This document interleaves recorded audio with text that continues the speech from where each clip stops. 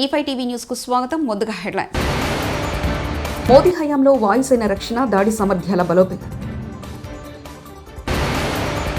పూరి జగన్నాథుడి ఆలయంలో కట్టుదిట్టమైన భద్రత. ఖాద్రి నివాస్ సుజలాబ్ స్రవంతి ప్రాజెక్టు పనులు పరిశీలన శ్రీ నారా చంద్రబాబు నాయుడు. 6 రోజులు దగ్గరలోనే ఉన్నాయి. బాబు సర్కార్కు సజ్జల వార్నింగ్. భారత్ పాకిస్తాన్ యుద్ధ నేపథ్యంలో ప్రధానమంత్రి నరేంద్ర మోదీ కీలక నిర్ణయం తీసుకున్నారు. వాయుసేన రక్షణ దాడి సామర్థ్యాలను మరింత బలోపేతం చేశారు. ఈ మేరకు కేంద్ర సమాచార ప్రసార శాఖ శుక్రవారం నోటు విడుదల చేసింది. కాగా ఉగ్రవాదులను బోర్డర్ దాటించేందుకు పాక్ సైన్యం కుటిల ప్రయత్నం చేసింది. గత రాత్రి జమ్మూ కాశ్మీర్తో సాంబా సెక్టర్లో భారీ కాల్పులకు తెగబడుతూ జైషే ఉగ్రముఖలను భారత్లో ప్రవేశపెట్టడానికి పాకిస్తాన్ ప్రయత్నించింది. దీంతో భారత్ భద్రతా బలగాలు పాక్ యత్నాలను సమర్థవంతంగా తిప్పికొట్టింది. జైషే మహమ్మద్ ముష్కర్లను మట్టుబెట్టింది. భారత్ పాకిస్తాన్ యుద్ధంపై చైనా రియాక్ట్ అయింది. దాయ దేశాల మధ్య నెలకొన్న ఉద్రిక్త పరిస్థితులపై చైనా విదేశాంగ మంత్రిత్వ శాఖ ప్రతినిధి లిన్ జియాన్ ఆసక్తికరమైన వ్యాఖ్యలు చేశారు. ఇండో పాక్ మధ్య నెలకొన్న పరిణామాలు తమను టెన్షన్ పెడుతున్నాయని తెలిపారు. టెర్రరిజం ఏ రూపంలోనున్నా చైనా వ్యతిరేకిస్తుందని లిన్ జియాన్ స్పష్టం చేశారు. పొరుగు దేశాలైన భారత్ పాకిస్తాన్ అంతర్జాతీయ చట్టాలను పాటించాలని ఆయన రిక్వెస్ట్ చేశారు. శాంతి స్థిరత్వం కోసం ఇరు దేశాలు కృషి చేయాలని కోరారు. సిచ్యువేషన్స్ ను మరింత క్లిష్టతరం కాకుండా చూడాలని, సంయమనం పాటించాలని చైనా ప్రతినిధి సూచించారు. ఇండో పాక్ మధ్య ఉద్రిక్తలు తగ్గించడానికి భారతదేశంతో కలిసి క్రియాశీలక పాత్ర పోషించడానికి తాము రెడీగా ఉన్నామని లిన్ జియాన్ పేర్కొన్నారు. శంషాబాద్ అంతర్జాతీయ విమానాశ్రయం నుంచి వియత్నాం రాజధాని హనోయ్కి నూతన విమాన సర్వీసును ప్రారంభించినట్లు జీఎంఆర్ అధికారులు తెలిపారు. వియత్నాం ఎయిర్లైన్స్ శంషాబాద్ ఎయిర్పోర్ట్ నుంచి వారానికి ఆది, బుధ, శుక్ర 3 రోజులు ఈ విమానాలు రాకపోకలు సాగిస్తామని జీఎంఆర్ సీఓ ప్రదీప్ ఫణికర్ గురువారం ఓ ప్రకటనలో వెలువరించారు. నగరంలో జరుగుతున్న 72వ మెస్ వరల్డ్ పోటీలను తిలకించేందుకు ఆసక్తి ఉన్న ప్రతి ఒక్కరూ అర్హులైనట్టు తెలంగాణ పర్యాటక శాఖ మంత్రి ముఖ్య కార్యదర్శి చేసిన ప్రకటనలో నగరవాసుల నుంచి అద్భుతమైన స్పందన వచ్చింది. అతి సులభమైన ప్రశ్నలకు సమాధానం చెప్పడంతో పాటుగా తమ ఆధార్ కార్డు, చిరునామా ఇస్తే చాలని ఈ పోటీలు తిలకించేందుకు పాస్లను జారీ చేస్తామని పర్యాటక శాఖ వెబ్సైట్ వెల్లడించడంతో ఏకంగా 7,000 మందికి పైగా ఔత్సాహికులు రిజిస్ట్రేషన్ చేసుకున్నారు. భారత్ పాకిస్తాన్ మధ్య నెలకొన్న యుద్ధ పరిస్థితుల దృష్ట్యా కేంద్ర రాష్ట్ర ప్రభుత్వాలు అప్రమత్తంగా ఉన్నాయి. దయాది నుంచి ముప్పు పొంచి ఉండడంతో దేశవ్యాప్తంగా ప్రముఖ ఆలయాల్లో భద్రతను కట్టుదిట్టం చేశారు. ఒడిశాలోని పూరి జగన్నాథుని ఆలయంలో పోలీసులు భారీగా మోహరించారు. పరిసర ప్రాంతాల్లో భద్రతా బలగాలు, బాంబ్ స్క్వాడ్ బృందాలు విస్తృతంగా తనిఖీ చేస్తున్నాయి.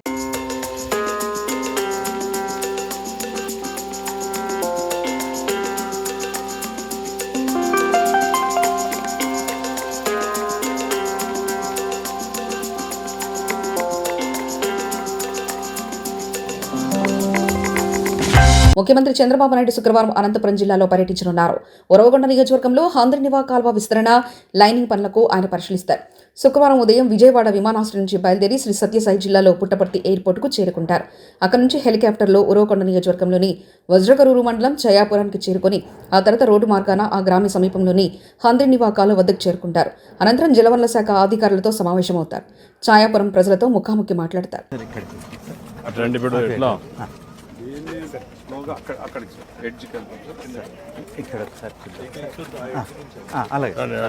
చూపిస్తాను కొంచెం ఎట్లంటే కరెక్ట్గా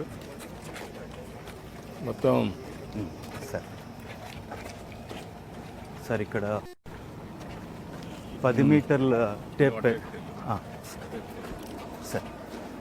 సార్ మనకు ఎల్లో ఫ్లాగ్ నుండి వైట్ ఫ్లాగ్ వరకు 10 మీటర్లు విడుతుంది సార్. పూర్వం ఉన్న కెనాల్ విడుతుంది సార్.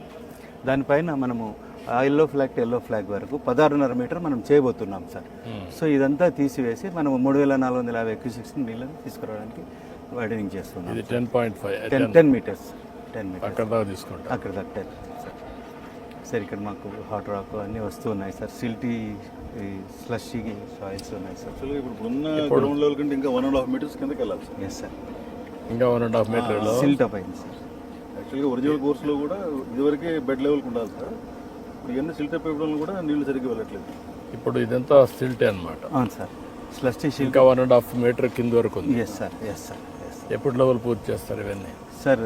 తమ ఆజ్ఞ ప్రకారం ఇంకా 50 రోజుల్లో మేము కంప్లీట్ చేయాలి. ఎన్ని కిలోమీటర్లు చూస్తున్నారు? దీనివల్ల నీకు లాభం ఏమనిపిస్తుంది సార్? ఇక్కడ మనకు ఈ డ్రోన్స్ ఆన్ రియల్ టైంలో చేసినప్పుడు ఏంటి సార్, మనకు ఇది అంటే కరప్షన్స్ ఉంటాయి కదా సార్, కరప్షన్స్ని అవాయిడ్ చేయొచ్చు. ఇంకోటి డిలే ఆఫ్ టైంని మనం కూడా అవాయిడ్ చేయొచ్చు సార్. ఇప్పుడు ఈ జనరేషన్కి టైం అనేది చాలా ఇంపార్టెంట్. సో మనకు ఈ ప్రాజెక్ట్ ఒక 6 monthsలో మామూలుగా మనం వితౌట్ ఎనీ మానిటరింగ్ పెడితే ఆ ప్రాజెక్ట్ 1 year అయ్యేది. వితౌట్ మానిటరింగ్ మనం 8 months 6 monthsలో చేసినా కూడా ఆ 6 months టైంలో మన ఒక జనరేషన్కే చాలా ప్రొడక్టివిటీ వచ్చింది. ఇప్పుడు మీకేంటి దీనివల్ల బెనిఫిట్ ఏంటి ఎస్సీగా? సార్ మాకు క్వాంటిటీ అసర్టైన్ చేస్తాం సార్. సార్ మామూలుగా సార్ ఇప్పుడు మనం ఈ రీచ్లో సార్ 15,000 నుండి 18,000 వరకు మట్టి పని ఎవ్రీడే చేస్తాం సార్. దీనిలో చేసేటప్పుడు రాక్ వచ్చిందంటే కొద్దిగా తక్కువ చేస్తాం సార్. ఇప్పుడు అక్కడ రాక్ బ్రేక్ ఎత్తామని చూసారు సార్. అట్లనే మనం క్వాంటిటీ పెంచుకుంటూ పోతాం సార్. ఏదైనా షార్ట్ ఫాల్ అయినాం అనుకోండి సార్, నెక్స్ట్ డేకి కొద్దిగా అవర్స్ పెంచుకొని ప్రొసీడ్ కమ్మని చెప్పి చెప్తూ ఉన్నాం సార్. చెప్తాను సార్.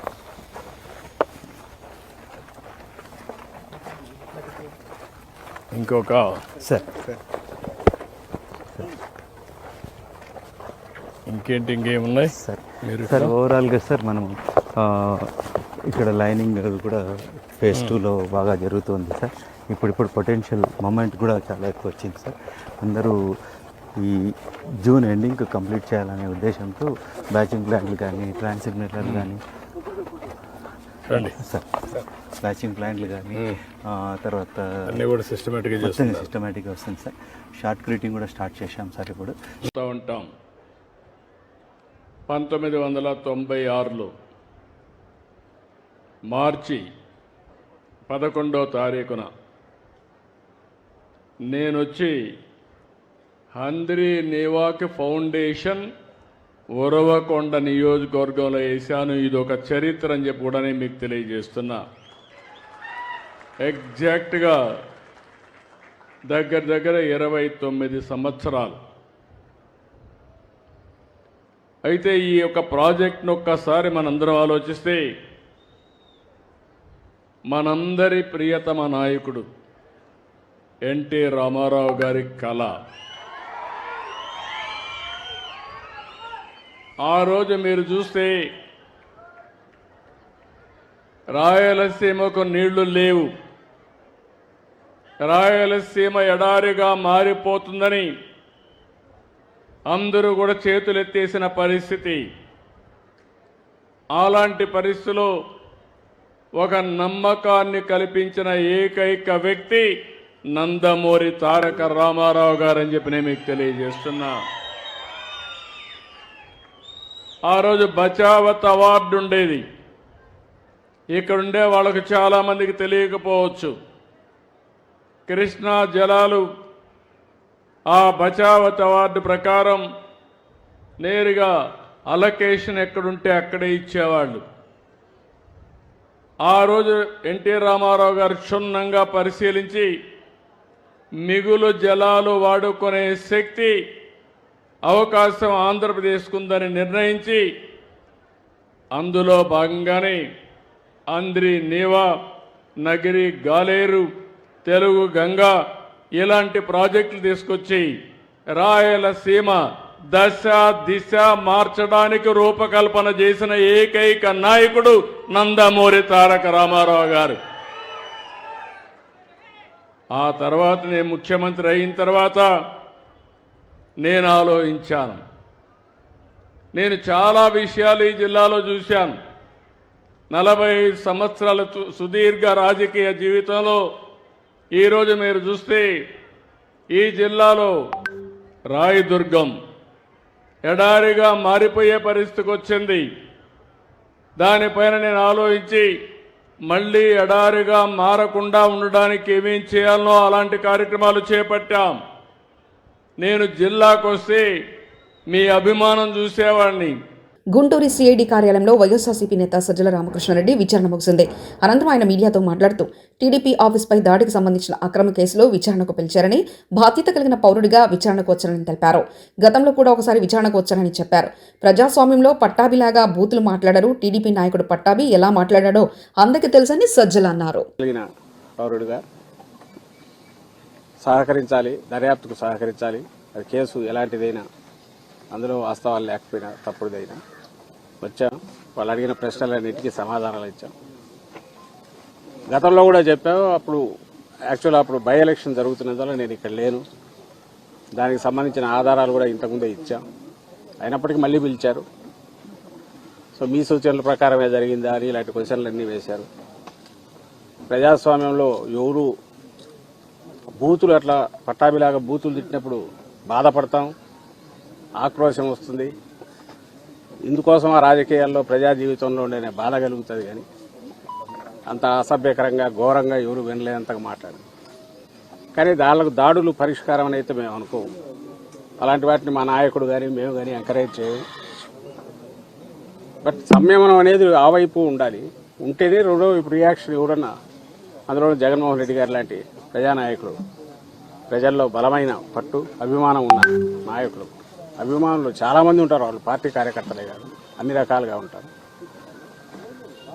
అలాంటి పరిణామాలు ఏం జరగకూడదు అనుకుంటే మాట్లాడేటప్పుడు సంయమనం ఉండాలి. అది ఇటువైనా అటైనా ఎవరికైనా సరే పబ్లిక్ లైఫ్లో ఉండదు.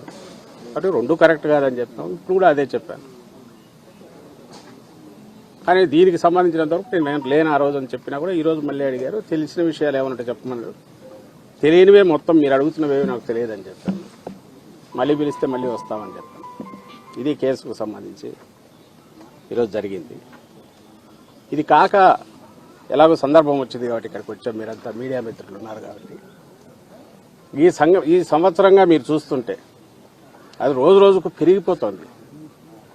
ఈ సోకాళ్ళ రెడ్ బుక్ పాలన అనేది ఆ రోజు అతను లోకేష్ అంటుంటే ఏదో పొలిటికల్ రిటారిక్ లో. తెలంగాణ మీడియా అకాడమీ చేస్తున్న జర్నలిస్టుల సంక్షేమ కార్యక్రమంలో భాగంగా జర్నలిస్టుల సంక్షేమ నిధి నుండి ఇటీవల మరణించిన 34 జర్నలిస్టుల కుటుంబాలకు ఒక్కొక్కరికి ₹1,00,000 ఆర్థిక సాయం మీడియా అకాడమీ అందిస్తుందని అకాడమీ చైర్మన్ కె. శ్రీనివాసరెడ్డి తెలిపారు.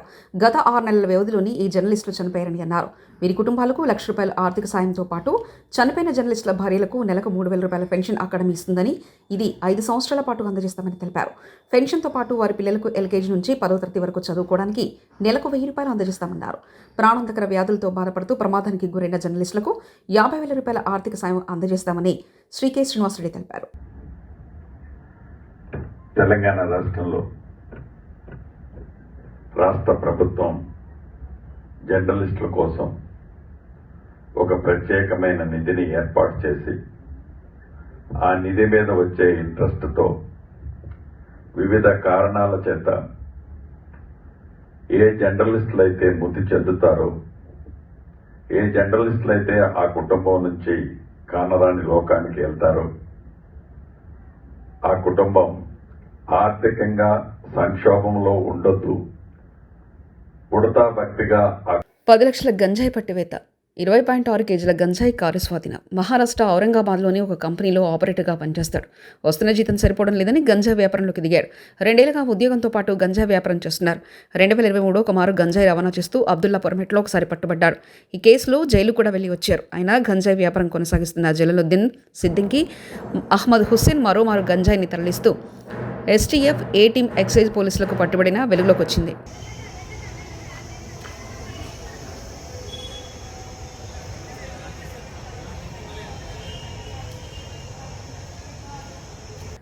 చింతామోహన్ కేంద్ర మాజీ మంత్రి, కాంగ్రెస్ పార్టీ సీనియర్ నాయకుల కామెంట్స్. భారత సైనికులకు తల వంచి వినయంగా సెల్యూట్ చేస్తున్నా. భారతదేశ ప్రతిష్టను కాపాడుతున్న సైనికులకు కాంగ్రెస్ పార్టీ తరఫున పూర్తి మద్దతు తెలియజేస్తున్నా. గత సంవత్సర కాలంలో టీడీటీ పరిపాలనా భవనం వద్ద కాంగ్రెస్ పార్టీ ఆధ్వర్యంలో 30 సాగర్లకు పైగా ఆందోళన చేపట్టాం.